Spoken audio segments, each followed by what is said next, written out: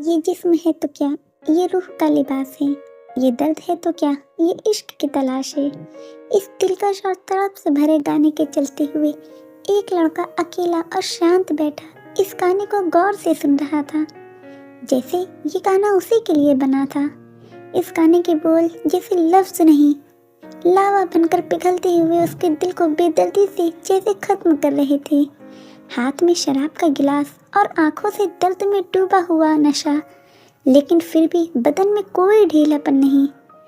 उधर देख, कितना हैंडसम है, एक बेहद छोटी ड्रेस में बैठी एक लड़की ने कहा। हाँ, और शायद बेचारा अकेला भी। चेहरा तो देखो, लगता है उसे हमारे साथ की बहुत ज्यादा जरूरत है। दूसरी लड़की ने कहा, जिसने लगभग ना के बराबर ही कपड़े पहन रखे थे। दिल्ली का बेहद पोश इलाका, ये यूं कहो अमीरों की अपनी दुनिया। जगह थी क्लब, यानी अंधेरे में चमकने वाला। ये जगह अमीरों के लिए बहुत खास थी। शाम होते ही यहाँ का हर कोना, हर बार क्लब फुल ग्लैमर से भर जाया करता और साथ ही सुबह के समय तक कई रिश्ते बनते और टूटते देखता था। ये क्लब सबका खास था। 3 जुलाई 2019 शाम के 8 बज चुके थे। क्लब में भीड़ पड़ने लगी। जैसे ही उन दो लड़कियों की बात पास बैठे एक बाकी नौजवान ने उनकी बातें सुनी और उसकी नजरें भी उस ओर गई जहां का जिक्र वो लड़कियां कर रही थी। ये लड़का आकाश राजदान उर्फ ओक्सी था, जो माफिया वर्ल्ड का सबसे ऊंचा नाम था। आकाश राजदान बचपन में ही अपने माँ और पिता को एक प्लेन क्रैश में खो दिया। पीछे रह गई आकाश और उसके माता पिता की अपार संपत्ति।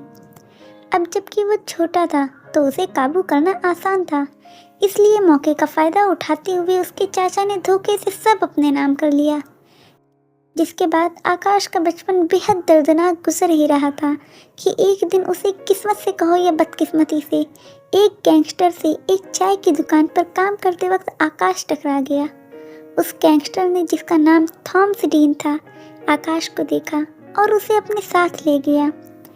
जिसके बाद आकाश का सफर शुरू हुआ माफिया वर्ल्ड के भगवान बनने का।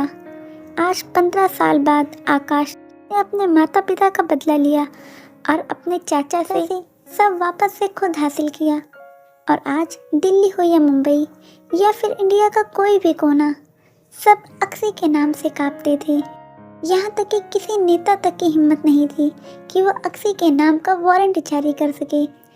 आज 3 जुलाई 2019 को अक्सी फिर से एक नए शिकार की तलाश में क्लब आ पहुंचा। अब आप शिकार का सोचकर किसी को मारने की बात के निर्णय तक जा पहुंचे होंगे, लेकिन हमारी ये कहानी तो प्यार की है। तो यहाँ शिकार शब्द प्यार की तलाश से था। अरे रुकिए, आकाश कोई आम सोच वाला गुंडा मवाली नहीं था। उसकी सोच और पसंद को पसंद करने का तरीका कुछ अलग, बुरा और हटकर था। ये जानने के लिए एक बार फिर से हमें आकाश के पास्ट में झांकना पड़ेगा। चलिए हम उस वक्त पर जाते हैं जब आकाश 19 साल का हुआ। 19 साल वाला आकाश। आकाश, आज तुम 19 साल के हो चुके हो। अब तुम्हारी जिंदगी में किसी के आने की ज़रूरत है। आज से तुम्हें किसी को भी अपना बनाने की, उसके साथ सोने की, उसके साथ रहने की और उसे छोड़ देने तक की भी पूरी आज़ादी है। बूढ़ा थॉमस, जो सामने के सोफे से सिगार पीता हुआ उठा और आकाश को हिदायत दी। अब तक आकाश की ही वजह से थॉमस अब एक बड़ा नाम बन चुका था, लेकिन अभी आकाश उस मुकाम पर नहीं पहुंचा जिसका जिक्र ऊपर हुआ। जी पिताजी सर, लेकिन मेरे लिए अभी और भी काम करना बाकी है, उसके बाद ही कुछ इस बारे में सोचूंगा। आकाश ने निडरता लेकिन इज्जत से जवाब दिया।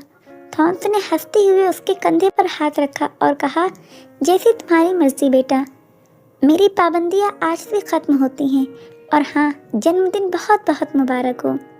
ये 2-4 शब्द कहकर थॉमस वहाँ से चला गया।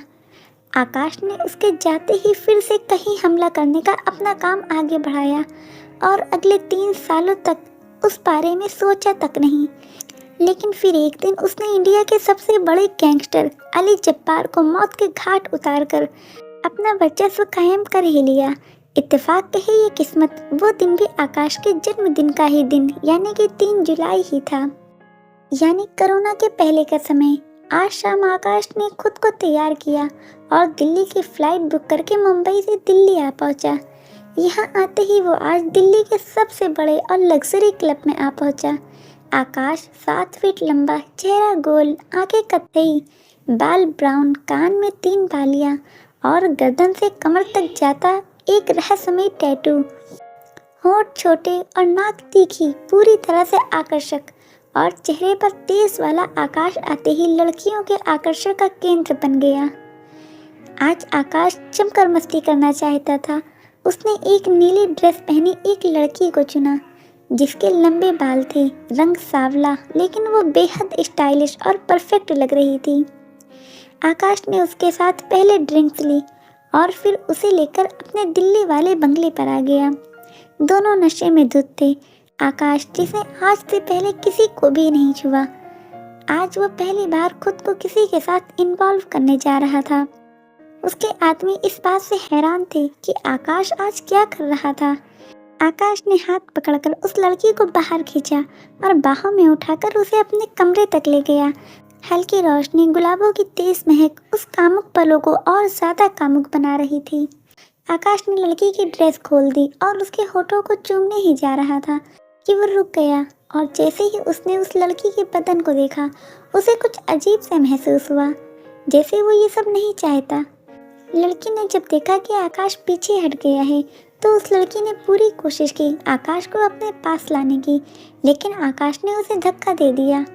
कितने घटिया हो तुम, अगर ये सब करने में इंटरेस्ट था ही नहीं तो मेरी रात क्यों खराब की, उस लड़की ने गुस्से से कहा। दरअसल वो भी एक अमीर शादी थी जो खुद को किसी राजकुमारी से कम नहीं समझती थी। ऐसे में किसी लड़के से इस तरह उसे धक्का देना रास नहीं आया। उसने आकाश को खूब बुरा भला कहा। आकाश को उसकी बातों पर गुस्सा तो आया, लेकिन वो जानता था कि गलती उसकी है, वरना इतनी बदतमीजी के बाद कोई अपने पैरों पर चलकर नहीं जा सकता। वो लड़की गुस्से से बाहर गई तो आकाश ने अपने खास आदमी जोश को अंदर बुलाया और उस लड़की को उसके घर हिफाजत से छोड़ने को कहा। क्या वजह थी कि आकाश कुछ कर नहीं पाया? क्या ये उसके पहली बार की वजह से था या इसकी कोई और ही वजह थी जिसे आकाश अभी तक जान नहीं पाया था? और फिर वो अकेला लड़का वो कौन था और क्यों बैठा था अकेला? इसके आगे की कहानी जानने के लिए पार्ट 2 ज़रूर देखें और हमारी वीडियो को लाइक, शेयर और सब्सक्राइब ज़रूर करें।